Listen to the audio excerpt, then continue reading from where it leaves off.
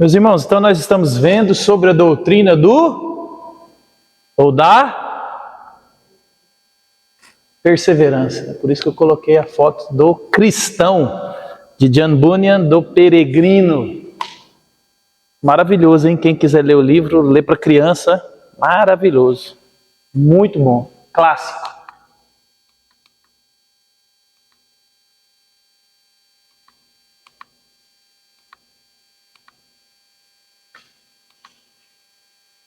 Nós paramos 2 slides para frente.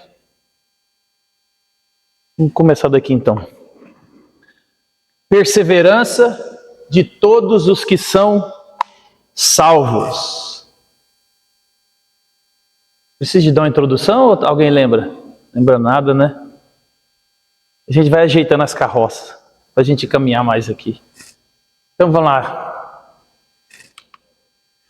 Desde o início, quando buscamos entender a magnitude, o consolo e a natureza prática dessa doutrina, é importante entendermos que o fundamento da nossa perseverança é o amor.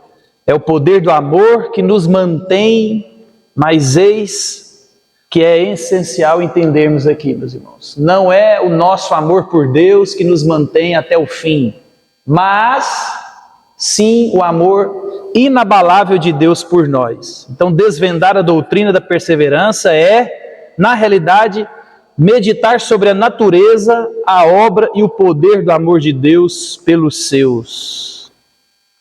Meus irmãos, isso é maravilhoso. Quando eu e você olhamos para essa doutrina aqui, que está fundamentada não no meu amor por Deus, mas no amor de Deus por nós. É Deus quem sustenta a nossa fé. É Deus quem nos carrega. É Deus aquele que começou a boa obra, há de completá-la. Né? Nós que estamos acostumados no Brasil a toda obra inacabada. Não existe, né? Não existe um político que começa uma obra e termina. Nós estamos acostumados com isso. Mas o nosso Deus, meus irmãos, Ele começou e Ele vai completar. Esse é a doutrina que nos enche o coração. E nós paramos aqui onde nós lemos o texto de Romanos 8, diz assim, ó: sabemos que todas as coisas cooperam para o bem daqueles que amam a Deus. Espera aí. Entrou outra coisa na minha tela aqui. Sabemos que todas as coisas cooperam para o bem daqueles que amam a Deus, daqueles que são chamados segundo o seu propósito. Porquanto, aos que de antemão conheceu, também os predestinou para serem conformes à imagem do seu Filho, a fim de que ele seja o primogênito entre muitos irmãos. E aos que predestinou, a esses também chamou, e aos que chamou, a esses também justificou.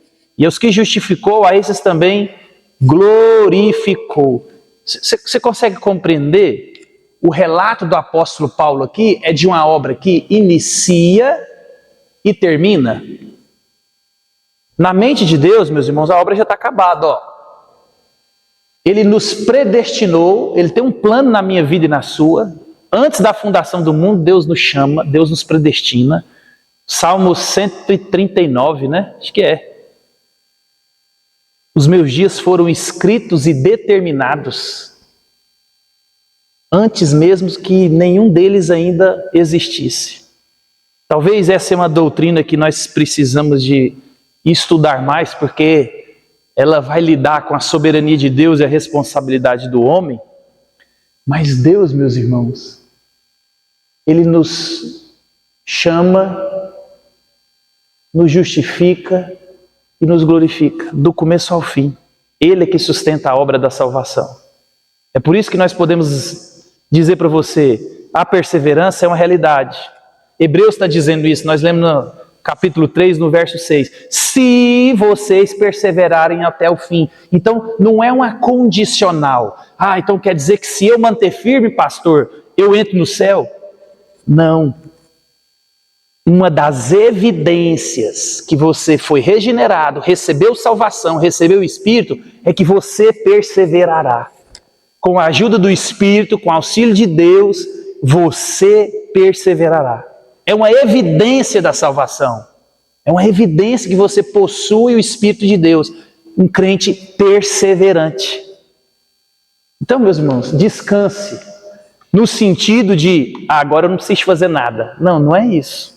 Lembra, esse processo de santificação entre a nossa conversão e até a nossa glorificação, ele é contínuo, progressivo, e ele só termina na glorificação. E ele continua. As provas e as certezas do amor de Deus. Cadê? Vi coisa, mas vamos lá. Que diremos, pois? Às vistas de... É interessante o capítulo 8 de Romanos e de 9. Eu acho interessante que o apóstolo Paulo, ele já tem em mente que você vai fazer algumas objeções. Ele já tem em mente que você vai falar alguma coisa a respeito daquilo que ele está dizendo. Então assim, você já vai perguntar alguma coisa. Então você observa que ele, com isso em mente, ele já levanta a pergunta e ele mesmo responde. Então, que diremos, pois, à vista dessas coisas? Se Deus é por nós, quem será contra nós? Aquele que não poupou o seu próprio filho, antes por todos nós o entregou, porventura não nos dará graciosamente com ele todas as coisas? Então observa, olha o que ele está dizendo. Ei, do começo ao fim é Deus quem faz. Ele chama, Ele justifica, Ele glorifica. E aí o que nós vamos fazer sobre isso? Aí ele vai trazer à memória do povo o que o próprio Deus fez no processo de salvação, que é o quê? Entregou seu próprio filho. Então ele está dizendo assim, ó, você acha que esse Deus, que foi até as últimas consequências, levando o próprio filho, Jesus, à morte na cruz, ele vai te abandonar? Não! Se ele fez isso, foi até as últimas consequências, o que é o resto? Entendeu?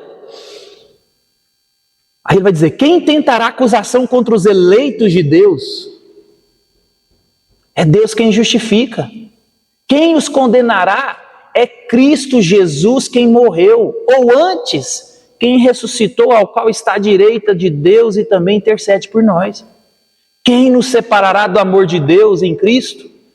Aí ele pergunta, é tribulação, angústia, perseguição, fome, nudez, perigo, espada? Como está escrito, por amor de ti, somos entregues à morte o dia todo, fomos considerados como ovelhas para o matadouro. E em todas essas coisas, porém, somos mais do que vencedores, por meio daquele que nos amou. Porque eu estou bem certo de que nem a morte, nem a vida, nem os anjos, nem os principados, nem as coisas do presente, nem do porvir, nem os poderes, nem a altura, nem a profundidade, nem qualquer outra coisa ou criatura poderá separar-nos do amor de Deus que está em Cristo Jesus, o nosso Senhor. Meus irmãos, esse trecho aqui é riquíssimo de informação teológica, doutrinas fundamentais a respeito da salvação, da perseverança. Então observa, a salvação é uma obra exclusiva de Deus por nós, baseada no sacrifício de Cristo por nós. Por isso que ele vai falar assim, ei, quem que morreu? Foi Cristo. Cristo morreu. Então não há nada que nos separe. Nós somos salvos por causa da obra de Cristo, não porque você fez alguma coisa. É Deus quem faz do começo ao fim. Isso é libertador. Por isso que ele pode dizer com toda a autoridade, com toda a sinceridade e com toda a convicção, nada nos separará do amor de Deus. Aqueles que estão em Cristo Jesus, eles chegarão ao fim. Ponto. Alguém disse que naquele último dia o Senhor Jesus reunirá o exército de seus soldados. E ele vai passar diante da tropa. Vai ter soldado ferido, sem olho, sem perna. Vai ter soldado machucado, vai ter soldado destruído, vai ter soldado de tudo quanto é jeito. Mas nós vamos estar lá. Cristo nos garantiu a chegada certa. Mas na caminhada tem dor, tem aflição. Ele diz aqui, ó, somos como ovelhas entregues ao matadouro. Por isso, meus irmãos, que eu e você somos o povo da palavra. Nós vivemos pela palavra. Não é angústia, não é um coração, não é sentimento, não é circunstância que vai nos abalar. Ela pode até nos encontrar e tentar nos abalar. Mas nós nos voltamos para a obra de Cristo, para o sacrifício de Cristo, para o amor de Deus que nos sustenta. Porque se dependesse do meu amor por Cristo, meus irmãos, eu e você, nós gritamos, brigamos, somos mal educados, grosso, insensível com as pessoas que nós mais amamos. Você já reparou que as pessoas que mais nos amam é as que nós mais machucamos? E as pessoas que às vezes não estão nem aí para nós é que nós mais tratamos bem? Então você acha que eu e você que fazemos isso, temos condição de perseverar? Não! Não existe essa ideia. Então a obra redentora de Deus no coração e na vida de seus filhos é algo que ninguém pode parar. Olha, aqueles que de antemão conheceu, também os predestinou, aqueles a quem predestinou também chamou, e aos que chamou, justificou, e aos que justificou também glorificou. Lembra sempre desse versículo, meus irmãos. Aqui começa e aqui termina. E Deus, Ele está no processo inteiro. É Ele quem garante a chegada. Então essa corrente inquebrável da graça completará sua obra na vida de cada pessoa que depositou sua confiança em Jesus. Então o verdadeiro amor não desiste. E assim também é com a mais perfeita expressão de amor, o amor redentor de Cristo Jesus. Então, meus irmãos, aqueles que depositaram a fé em Cristo Jesus. Você está vendo que a caminhada da fé, ela é uma constante briga da carne contra o espírito. A minha carne tentando dizer, faça alguma coisa para merecer alguma coisa. É a minha carne, o meu pecado, a minha natureza, os meus desejos tentando me tirar constantemente de confiar em Deus, em Jesus e confiar em mim mesmo. Jesus está dizendo, ei, calma. Ei, calma. É por isso que nós olhamos para textos como esse, que Paulo está expressando um processo de salvação. E as pessoas às vezes pegam fora de contexto e está vendo aqui, tem vitória. Mas a vitória é em meio ao mundo. Ele está olhando, no final de tudo, quem que vai estar onde? Aqueles que depositaram a fé em Cristo estarão garantidos no céu com Ele. E não bênçãos terrenas. Tem bênção terrena? Tem, mas não está aqui no texto. O que está aqui no texto é um Deus que me chamou, que abriu meu coração, que me deu fé e que sustenta a minha fé do começo ao fim. Isso é maravilhoso. Então Deus exerce sua soberania em prol do bem redentivo de seus filhos. É Deus quem faz tudo. Ó. Todas as coisas cooperam para o bem daqueles que são chamados segundo o seu propósito. Uma vez que o contexto dessas palavras é o compromisso redentor inabalável de Deus, então elas devem ser entendidas sobre essa luz. É aqui que podemos encontrar o máximo de consolo. É aqui que está, aquele que está no controle de todas as coisas, está agora exercendo seu controle sobre todas as coisas em prol do bem redentivo de seus filhos. Lembra, meus irmãos? O plano de Deus revelado na minha vida e na sua é nos conformar a Cristo Jesus. Está revelado. Por isso que todas as coisas cooperam para esse propósito, você se parecer mais com Jesus. Ponto. O resto está encoberto no conselho de Deus. Não tente descobrir, é Deus quem descobre. E Ele descobriu para nós. O que você precisa de saber? O que eu preciso saber? É que tudo o que acontece comigo e com você, Deus está nos conformando, fazendo com que eu e você pareçamos mais com Cristo Jesus. Ponto. O resto é especulação. O resto é axiologia. E esse Deus que governa tudo e todos, Ele controla todas as circunstâncias. Meu irmão, você acha que o próprio Deus, que é amor, que matou seu próprio filho, para que essa obra se complete, Ele não vai te levar até o final? Deus é soberano, meus irmãos. Deus é especialista em tirar da tragédia vida. Você imagina, a maior tragédia da história foi Cristo morrer na cruz. E dessa tragédia aconteceu a melhor coisa que poderia ter acontecido na história da humanidade. É por isso que quando eu e você estamos em meio a dor e sofrimento, nós tendemos a tirar os olhos de Deus, do poder de Deus, daquele que pode todas as coisas, que está por trás de todas as coisas, e nós, por causa do nosso desespero, do nosso coração orgulhoso, soberbo, nós esquecemos de olhar para Deus e começamos a olhar para as circunstâncias e começamos a querer dar um jeito. Não, eu tenho que fazer isso, eu tenho que fazer aquilo. Porque se eu não fizer, e aí é a hora que a gente começa a agir por nossas próprias forças. E 99,999% dessas coisas que acontecem na minha vida e na sua, a gente não ora.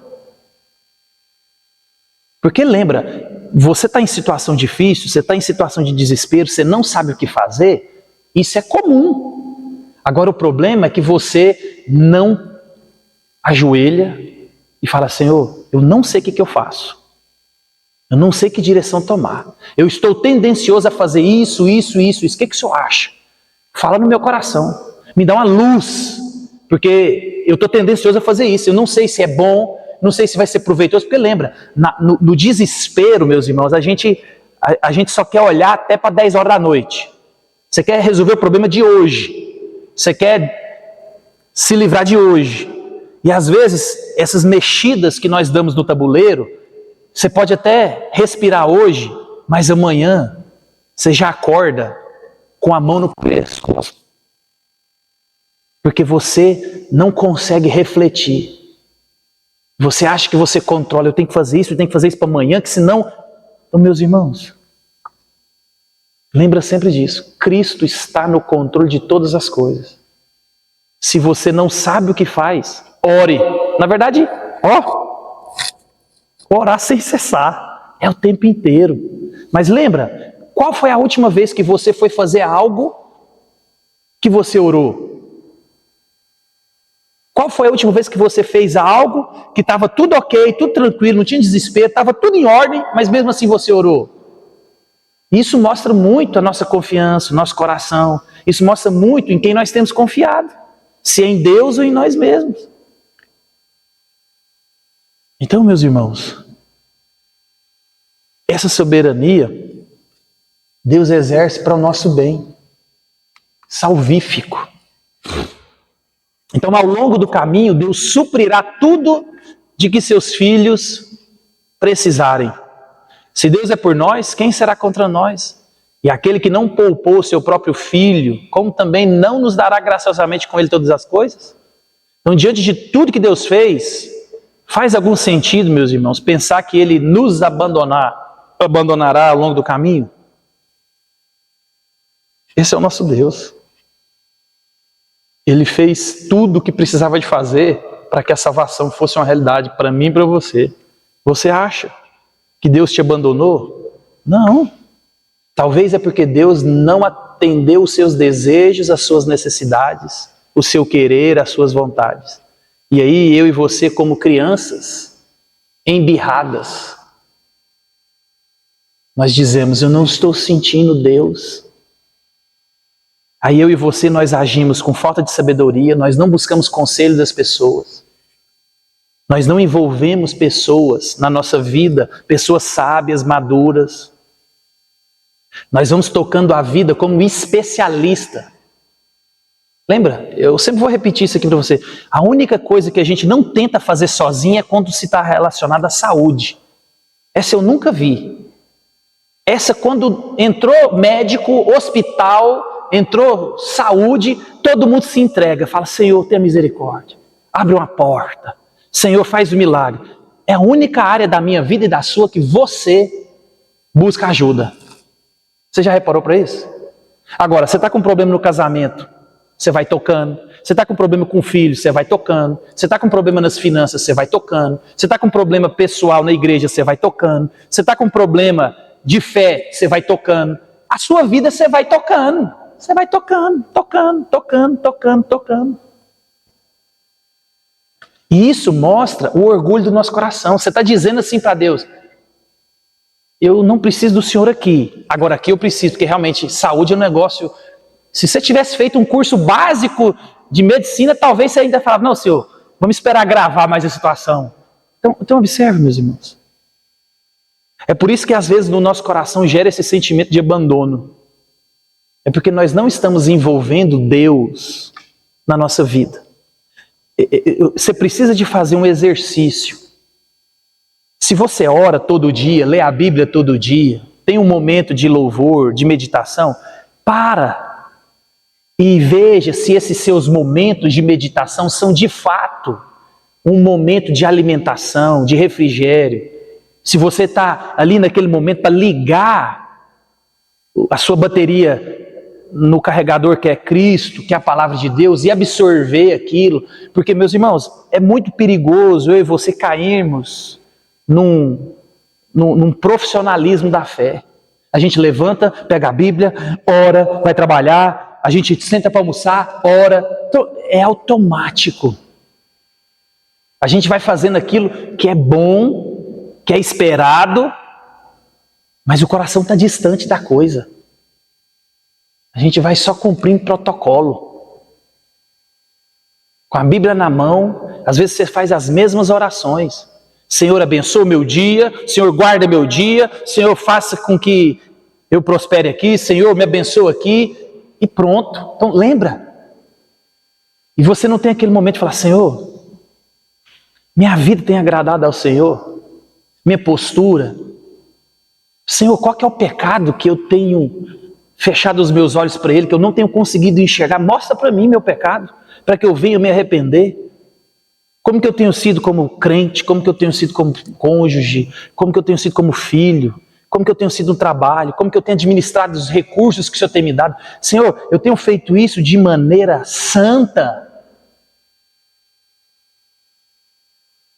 Mas lembra, é o amor de Deus que nos sustenta nessa caminhada. E Ele não nos abandona, mesmo que a sua percepção esteja de alguém abandonado. Por quê? Porque Ele nos dará graciosamente todas as coisas. Aqui, embutido na certeza da nossa perseverança, está a promessa da provisão fiel de Deus.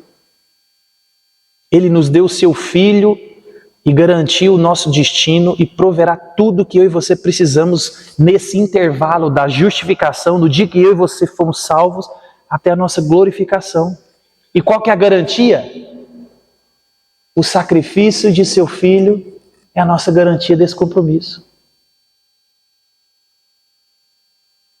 O problema, meus irmãos, é que nossa vida, às vezes, parece... Você lembra que eu falei para vocês, que talvez você viu isso na internet, porque está passando muito, do John Piper, que escreveu no ChatGPT para produzir uma oração, e ele leu a oração, a coisa mais linda. Eu não conseguiria orar daquele jeito nunca, e o ChatGPT produziu uma oração linda, belíssima. E aí ele está querendo trazer a aplicação, é uma máquina. Não é algo que tem vida. Você está me entendendo? Uma máquina produziu uma oração belíssima. E aí ele aplica naquele versículo onde Deus fala assim, esse povo me honra com os lábios, mas o coração está distante de mim. Porque, meus irmãos, eu e você podemos produzir uma vida bonita aos olhos das pessoas e até aos nossos próprios olhos, quando eu e você estamos firmados na nossa própria justiça, no nosso próprio cristianismo. Aí, quando Deus começa a fazer do jeito dele, porque às vezes Deus deixa a gente dar uma saída, não deixa? Você quer? Vai. Porque Deus é Deus, meus irmãos. Deus é Pai, é amoroso. Ele nos busca de novo, cheio de lama, sujo, arrebentado. Deus não tem problema com isso. Está tudo dentro do controle dele. Tudo. Quando seu filho e o meu filho brincavam quando era pequeno, a gente sabia de alguns perigos que tinha no quintal. Você ia lá fazer o quê? você só ficava monitorando. Porque ele precisa de aprender que tem perigo ali. Eu nunca coloquei uma capinha de tomada na minha casa. Porque se você for fazer isso, você não vive. Você tem que colocar uma capinha na tomada, você tem que colocar um cadeado no armário, você tem que colocar um cadeado na geladeira, você tem que continuar com isso aqui. Então assim, a gente não faz isso. A gente monitora, porque a gente sabe dos riscos que tem. Mas o filho, às vezes, ele quer meter a mão na tomada. Meus meninos, se fez isso, você conhece alguém que tomou 2 choques de tomada? Não tem. E a gente sabe disso. E a gente, às vezes, deixa o nosso filho... vai lá, não precisa de tomar esse choquinho, porque se ele não tomar esse choquinho... e Deus faz isso. Então, às vezes, quando Deus começa a falar, não, agora é minha vez, deixa eu trabalhar nesse negócio aqui, você já fez demais. E aí a gente começa a espernear, porque o nosso jeito, meus irmãos, constantemente é diferente do jeito de Deus. Porque nós não queremos nos arrepender, nós não queremos sofrer, nós não queremos sentir dor, nós queremos a vida tranquila, prosperidade sempre a mais, casamento sempre melhor. Não tem jeito, lembra? Relacionamento, lembra igreja, a comunidade de pecadores sendo transformados uns pelos outros. Deus usando isso tudo. É por isso que eu e você precisamos de entender que nada daquilo que eu e você precisamos nos falta. Nada. Talvez o que está faltando é aquilo que você quer. Aí está faltando mesmo. Porque o seu desejo é esse. Mas aquilo que Deus tem em plano está cumprindo à risca. À risca. Por isso, meus irmãos, que você tem que se entregar a Deus de maneira tão sincera e voluntária, de falar assim, Senhor, me faça com que tudo que esteja acontecendo seja no meu coração algo cada vez mais voluntário, para que a minha vontade se conforme com a sua, e não ao contrário, porque às vezes nós estamos querendo que Deus cumpra os nossos planos. E aí, meu irmão, você vai sofrer muito. Então ninguém pode fazer acusações contra os filhos de Deus. Ele afirma novamente por meio de perguntas retóricas que ninguém tem o direito de fazer acusações condenatórias contra aqueles a quem Deus justificou em Cristo Jesus. As dúvidas malignas, a culpa condenatória e a ansiedade espiritual com que o inimigo agride seu coração são fraudulentas e falsas. Lembra? Ele está colocando isso para mostrar que é uma realidade. Os dardos inflamados do inimigo, a luta contra o mundo, a luta contra os nossos pecados, a luta contra Satanás é uma realidade. Mas fique firme, nós somos o povo guiados pela fé. Fé no quê? Na palavra de Deus, nisso que ele disse em Romanos 8 e em outros textos, em toda a Escritura. Eu e você não precisamos de sentir, eu e você não precisamos de ver, nada. Porque nós cremos. Porque se a gente visse, não era crer. Você está vendo? Você lembra quando eu preguei Romanos 13? Ou 1 Coríntios 13? Por que a fé e a esperança vai acabar? Porque eu e você estamos diante de Deus na eternidade. Você não precisa de fé. Ele está lá. Você não precisa de fé para saber que essa cadeira está aqui. Você está vendo. Você não precisa de esperança para mostrar que Cristo vai nos buscar. Você já está lá. Mas o amor, ele é eterno. Então o juiz de todas as coisas proferiu um julgamento moral definitivo, baseado na justiça e no sacrifício de Cristo, de que estamos perdoados para sempre, aceitos e somos justificados aos seus olhos. Maravilhoso isso aqui. Meu irmão, você é aceito. Lembra disso. Nunca esqueça, você é aceito por causa do sacrifício de Jesus, da vida de Jesus, da obra de Jesus, não por causa de você. Não é você. Essas garantias são por causa do sacrifício de Cristo, não seu. Você vai falhar, lembra disso. Você é ruim. Você vai falhar. Por mais que você tente mostrar que não vai, você vai. Tem jeito. Porque nós estamos estragados. O pecado que ainda habita em nós faz isso. Então as acusações contra nós foram retiradas para sempre. Por isso que Cristo morreu pelos pecados que eu cometi, pelo que eu cometo e pelos pecados que eu cometerei. Por isso que a obra salvífica é baseada em Cristo e não em mim. Porque eu vou continuar pecando. Eu vou continuar falhando. E se essa salvação depender de mim, não tem como dar certo. Não tem. Não tem. Não tem. Por isso que aqui, Deus aqui, ele profere o julgamento final. Eu justifiquei, eu vou glorificar.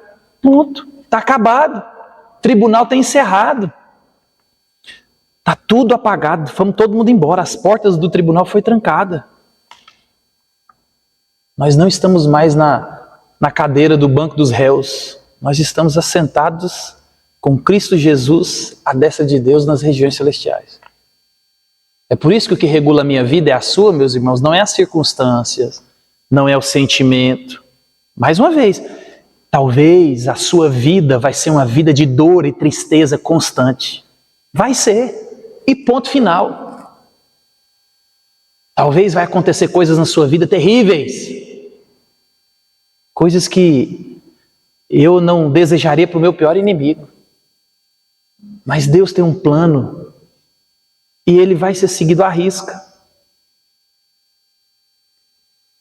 Ou talvez Deus vai te dar uma vida dos sonhos. Olha que bênção. Quem recebe? Ó, ninguém. Olha que bom, então vocês estão treinados. Melhor sofrer. Porque tudo isso vem de Deus, meus irmãos. E eu e você não entendemos isso. Porque Deus dá vida boa para alguns, porque Deus dá uma vida mais difícil para outros. Eu só tenho uma explicação. É porque uns têm que lutar contra a soberba, contra o orgulho e olhar para o próximo. E aquilo que está sobrando para ele é para dividir com quem não tem. E o outro que não tem nada, só dor e sofrimento, é para que ele olhe para Jesus e dependa de Jesus e não dele.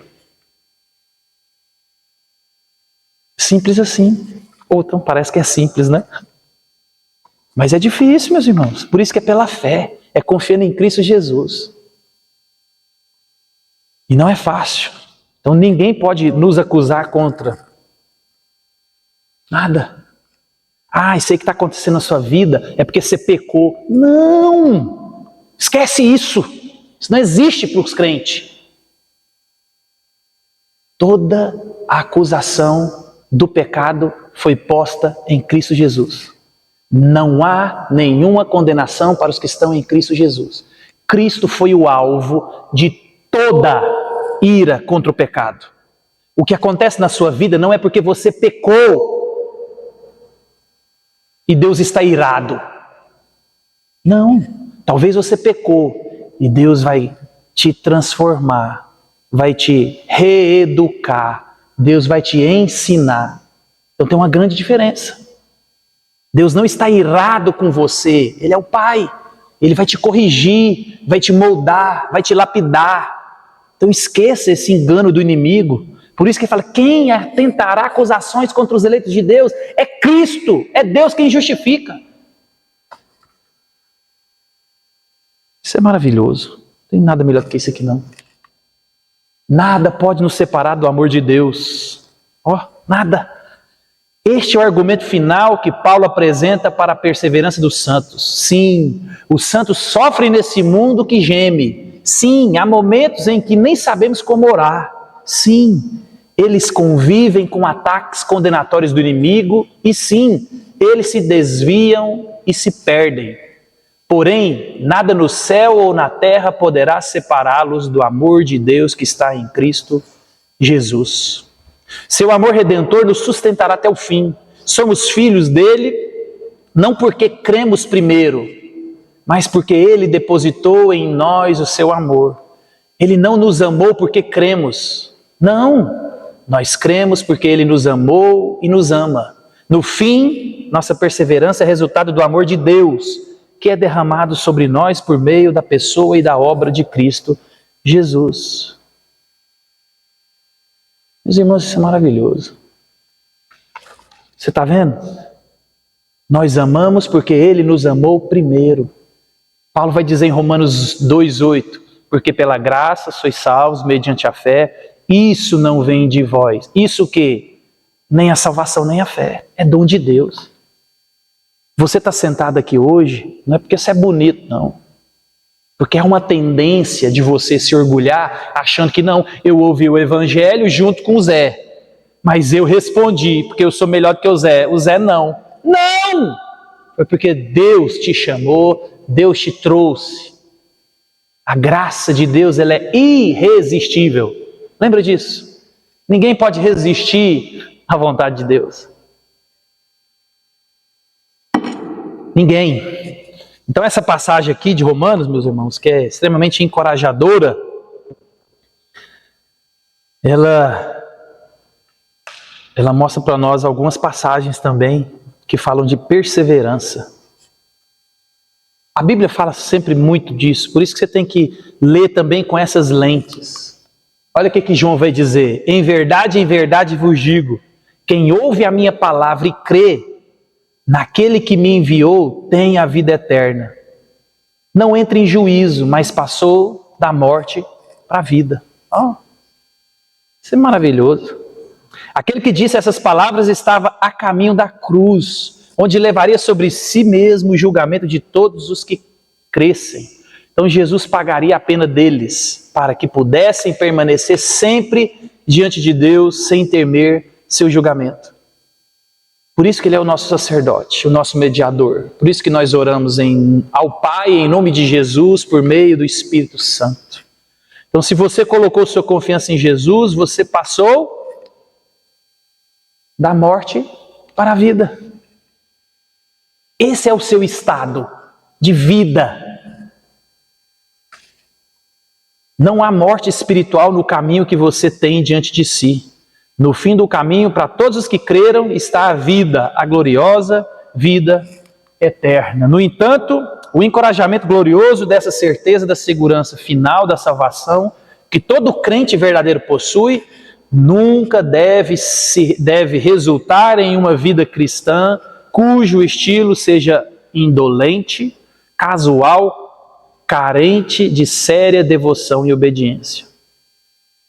Porque há uma tendência de você entender do jeito que você quer essa doutrina. Ah, é? Então Deus que fez tudo, Deus que guarda tudo, Deus que sustenta tudo, nada nos separa do amor, eu passei da morte para a vida, então pronto. Sou herdeiro, posso gastar o dinheiro do meu pai o resto da minha vida, porque ele é bilionário. É assim que muitos pensam. Mas está errado.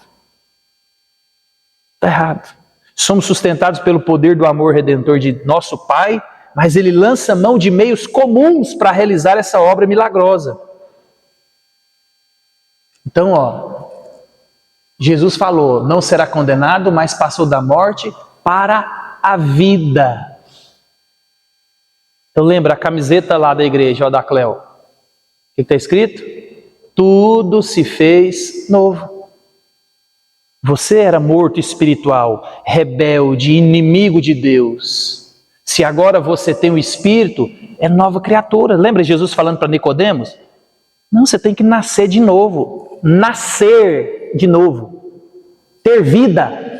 Se você tem essa vida, você vive essa vida com quem está vivo e não como quem está morto espiritualmente.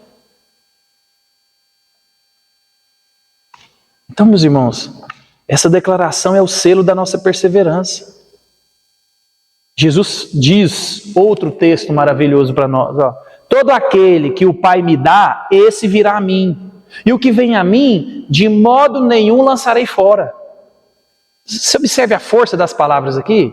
O que o Pai me dá, ele vem. O que vem, não vou lançar fora, não vou jogar fora, não vou abandonar, não. Porque eu desci do céu não para fazer a minha própria vontade, e sim a vontade daquele que me enviou. E a vontade de quem me enviou é esta, que nenhum eu perca de todos os que me deu. Pelo contrário, eu ressuscitarei no último dia. De fato, a vontade do meu Pai é que todo homem que vira o Filho e nele crê tenha vida eterna, e eu ressuscitarei no último dia. Meu irmão, olha, isso aqui é para deixar você dormindo tranquilo. Isso aqui é para fazer, isso aqui é para você ter o sono de Jonas no convés do barco. O bicho está pegando, o barco vai afundar e você está tranquilo dormindo. É lógico que guarde o exemplo, hein? Não leve o exemplo até as últimas consequências. Eu estou falando do descanso do coração, né? Não da inatividade em meio às tempestades da vida. Então Jesus, meus irmãos, acabou de declarar aqui, em João 6, que ele faz a multiplicação e alimenta aquele tanto de gente, que ele é o pão que desceu do céu. Ele é o verdadeiro maná. Olha o encorajamento aqui diante de qualquer dificuldade e tentação nesse mundo caído. Olha, os que o Pai tem, me manda, eu recebo e eu de maneira nenhuma vou perder. E a vontade do Pai é o quê? Que nenhum eu perca. Você acha que o Cristo que morreu, ele perde alguém? Não. Por isso que o próprio João vai dizer assim, ó, eles saíram do nosso meio. Nós vamos ver isso aqui, né? Depois a gente, bora lá, senão a gente adianta. Então não há, meus irmãos, não há metáfora nem mistério nessas palavras aqui. Elas são diretas e o seu significado é claro. Primeiro, Jesus diz, todo aquele que o Pai vem a mim, e quem vier a mim jamais lançarei fora. Eu e você viemos a Cristo por iniciativa de quem? Você compreende? Não é porque você é bom, não é porque você é melhor do que o outro, que estava do seu lado no banco, não é porque você é melhor do que o seu cônjuge, melhor do que sua família, que todo mundo estava lá no mesmo ambiente, todo mundo cresceu na igreja, mas não, o Pai que te trouxe, iniciativa dele. Somos sustentados pela vontade e pelo poder do Salvador. É Deus quem nos atrai e é Deus quem nos sustenta. A salvação é do Senhor, do começo ao fim. Então Jesus reforça a sua declaração. E esta é a vontade daquele que me enviou, que eu não perca nenhum de todos que ele me deu, mas o ressuscitarei no último dia. Então, em outras palavras, eu não perderei nenhum dos que o Pai me deu, de modo que aqueles que creem em mim, eu ressuscitarei no último dia. Então a graça de Deus, meus irmãos, nos chama, nos atrai e nos sustenta. É nessa doutrina e nessa esperança que eu e você podemos repousar. Então à medida que eu e você perseveramos, desde aquele dia que eu e você entendemos e recebemos e aceitamos a Cristo como nosso suficiente Salvador, o dia que nós cremos nele e o recebemos como nosso Salvador, ele tem nos sustentado. Não somos nós que damos vida no nosso coração morto. É ele quem faz tudo. A capacidade de crer, a capacidade de nos manter, tudo vem de Deus.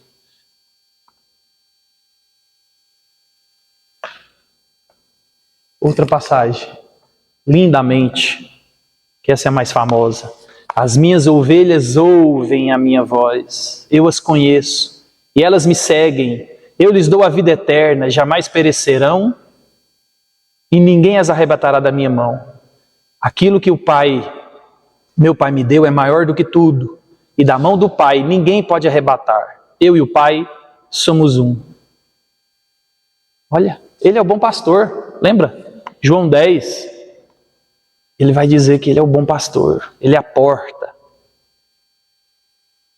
Nós descansamos, meus irmãos, na promessa de Cristo.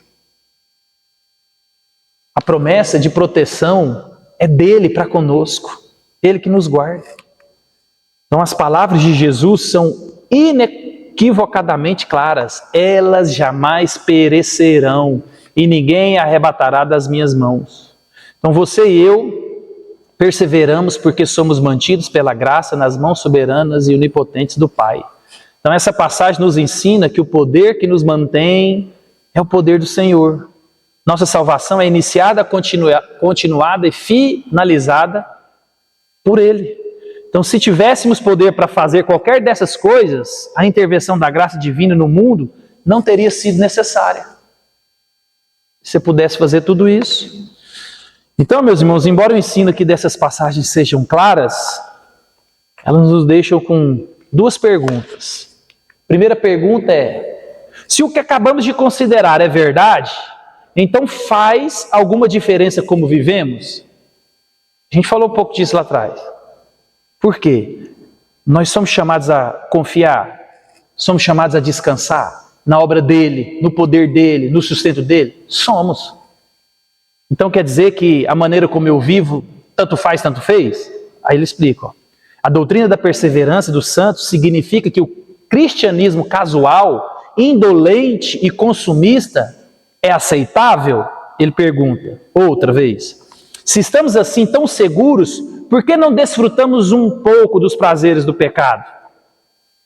Aí ele vai colocar, ó, não há indicação em nenhum lugar das Escrituras de que o poder sustentador de Deus nos dê licença para não levar a sério o seu chamado, sua sabedoria, os seus mandamentos, nesse intervalo entre o já da nossa conversão e o ainda não da nossa volta para casa. Na verdade, não é isso que a gente vê na Bíblia, é totalmente o contrário, né? Porque Deus, Ele nos sustenta, nos guarda, nos protege através de qual? Dos meios comuns que Ele disponibiliza para mim e para você. Então, você não é sustentado porque tem o hábito da adoração pessoal. Pelo contrário, é o seu Salvador quem emprega esse hábito regular para o sustentar. Você não é sustentado por causa da sua fidelidade em participar do culto de adoração e o ensino público em sua igreja. Pelo contrário, é Deus quem usa esse compromisso para te sustentar. Então você não é sustentado porque se compromete todos os dias a viver dentro dos limites do mandamento de Deus. Pelo contrário, é Deus quem usa essa disciplina para sustentar. Então observa, é Deus quem faz tudo. Deus usa esses meios para te sustentar. Então Deus faz a obra extraordinária de nos sustentar até o fim, através dos meios ordinários, dos hábitos regulares da vida cristã. Por isso que você tem que orar. Por isso que você tem que vir à igreja. Por isso que você tem que ler. Você observa? Deus sustenta, Deus guarda, Deus carrega, Deus vai completar, mas usando esses meios. Simples, assim. Considere aqui algumas passagens, ó. Não sabeis vós que os que correm no estádio, todos na verdade correm, mas só um leva o prêmio? Correi de tal maneira que os alcanceis. Ele está fazendo aqui, Paulo, uma analogia. O pessoal no estádio, na corrida, eles correm para alcançar uma coroa corruptível, um troféu, uma medalha. E todo mundo está correndo a corrida, mas só um vai ganhar. Aqui não. Corremos nós de tal maneira que alcancemos qual? A coroa incorruptível, a salvação. A salvação é Deus quem dá. Mas lembra, o processo de santificação, nós estamos totalmente envolvidos nele. Por isso que temos que continuar orando, continuar nos arrependendo, continuar crescendo, continuar conhecendo, continuar frequentando, continuar absorvendo. Essa é a dinâmica. Gálatas 6:9. E não nos cansemos de fazer o bem, porque a seu tempo ceifaremos se não desfalecermos. Lembra, a doutrina da perseverança é: você tem o Espírito, você é salvo, você vai terminar. Hebreus, com efeito, tendes necessidade de perseverança, para que, havendo feito a vontade de Deus, alcanceis a promessa. Hebreus de novo. Portanto, também nós, visto que temos a rodear-nos tão grande nuvem de testemunhas, desembaraçando-nos de todo o peso e do pecado que tenazmente nos assedia, corramos com perseverança a carreira que nos está proposta. Então observa, nenhum desses textos aqui tira a sua responsabilidade. São meios que Deus usa para transformar, para sustentar, para te carregar. Então olha o que Hebreus está dizendo. Desembaraçando-nos do peso, aquilo que tem te atrapalhado, renuncia, se arrependa.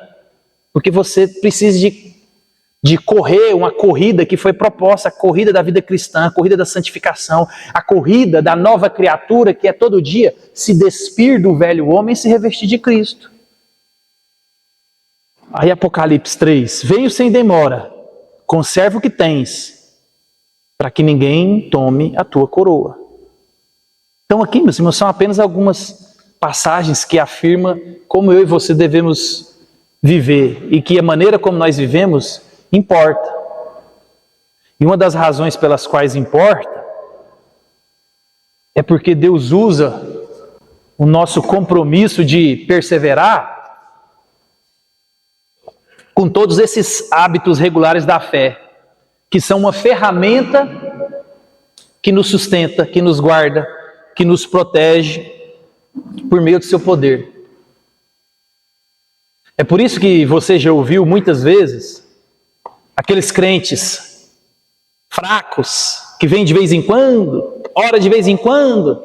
Aí você pergunta assim: meu irmão, tem alguma oração? Tem. Preciso que você ore pela minha vida espiritual. O que você pode fazer? O máximo que você pode fazer, meu irmão, eu vou orar. Mas você pega ele pela orelha assim, fazer igual meu pai. Você pega pela orelha, mas não só torce. Depois daquela torcida, meu pai dava aquela levantadinha, sabe? Aquela... que você fazia, opa! Aí você vai, então vem cá, meu irmão, eu vou orar, mas vou te carregar aqui, ó. Você tem que sentar no banco, você tem que orar, você tem que ler, você tem que praticar a vida da fé. Não tem outra saída, meu irmão. Portanto, você trabalha, luta, resiste, obedece, confessa, arrepende-se, adora, estuda e depois faz tudo de novo, de novo, de novo e de novo e de novo. Basta seu dia ao próprio mal. Você orou ontem, para ontem. A meditação de ontem, para ontem. Hoje é outro dia, outra dinâmica, outras coisas que Deus tem preparado para nós, outras surpresas. Talvez hoje é o dia mau, talvez amanhã.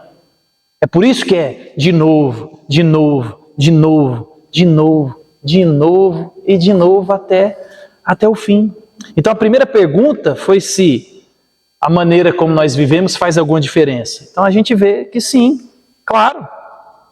A maneira que eu e você vivemos faz toda a diferença.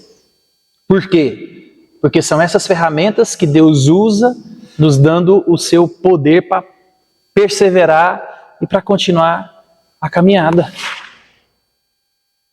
47, tem mais 10 minutos, dá para pergunta. Então qual que é a segunda pergunta que vem quando a gente fala dessa doutrina? Então, o que dizer sobre os crentes que abandonam a fé?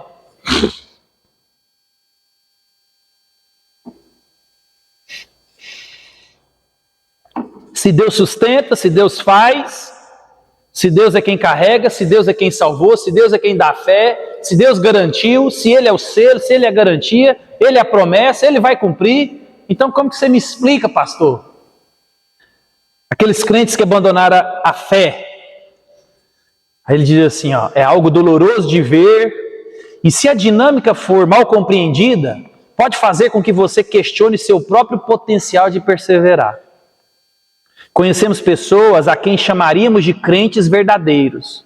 Umas até são crentes maduros e algumas consideramos nossos líderes, os quais parecem conhecer a palavra de Deus, bem como amar o Senhor, mas que passam a dizer que não acreditam mais em Deus e já não se consideram cristãos.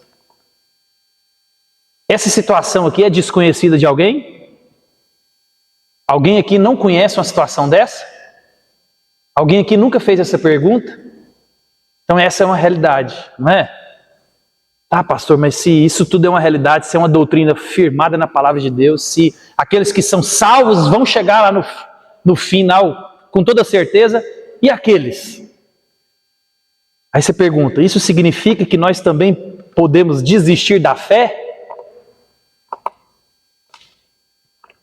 Então essa distinção, meus irmãos, requer que eu e você façamos uma discussão sobre dois grupos de pessoas. Então qual que é o primeiro grupo? O primeiro grupo é constituído de pessoas que se afastam por um período, mas retornam. Então lembre. Então lembra, ó. A pergunta é, o que nós vamos dizer sobre aqueles que abandonam a fé? Aí a gente divide em dois grupos de pessoas. Então o primeiro grupo é esse, constituído de pessoas que se afastam por um período, mas retornam. Então, por ainda temos corações que não estão totalmente purificados da corrupção do pecado. Todos nós teremos momentos em que nossos pensamentos e desejos se desviarão para fora dos limites de Deus. Para alguns de nós, isso significará um momento de desobediência por meio de atitudes ou ações, seguido de confissão de arrependimento. Para outros, esses desejos pecaminosos iniciais os afastarão do caminho por um longo tempo. Então observa, esse primeiro grupo são pessoas que creem, pessoas que se afastam, mas voltam. E aí dentro desse grupo que se afasta e volta, tem as pessoas que volta rapidinho, passa um tempo, depois dá uma sumidinha, volta rapidinho.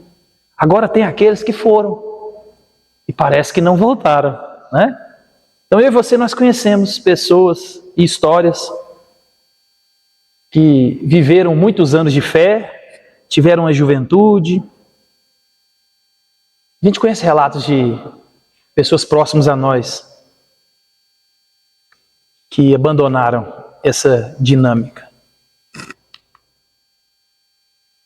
Então, se pessoas que conhecemos e amamos professaram a fé e a viveram por um período e depois a abandonaram, não devemos desistir delas, não devemos parar de orar por elas, nem devemos fechar-lhes as portas do acolhimento da graça. Oremos, porque Deus é capaz de fazer em seus corações aquilo que nós jamais poderíamos fazer. Enquanto elas estão afastadas da fé, não deveríamos fazer nada que comprometa a verdade de Deus, nem seu chamado, mas ao mesmo tempo, devemos estender-lhes a mesma graça paciente que Deus um dia estendeu a mim e a você. Então, como que a gente trata esse grupo? Orando. Por quê? A obra que precisa ser feita no coração, é só Deus quem faz. Como é que a gente trata essas pessoas? Com a mesma graça que Deus nos trata. Você é um pecador. É por isso que em relacionamentos, principalmente familiares e de igrejas, relacionamentos mais íntimos, lembra, os misericordiosos verão a Deus. Por quê? Os misericordiosos entenderam a misericórdia de Deus para com eles. Deus nos tratou com graça e com misericórdia. Então tudo aquilo que acontece comigo, as pessoas que mais eu amo e mais me machuca, eu tenho que olhar para essas pessoas com a mesma graça que Deus olha para mim quando eu faço a mesma coisa contra Ele. É por isso que nós tendemos a olhar para as pessoas com juízo e para nós com graça. Quando eu erro, me perdoa. Eu sou falho. Mas quando você erra, escreveu no leu, o pau comeu. E aí você olha para você querendo a graça, a misericórdia, a segunda, a terceira, a 10ª chance. Mas para o outro, basta um deslize, 1 grau. E você... Então, eu coloquei essa imagem aí para a gente lembrar de quem?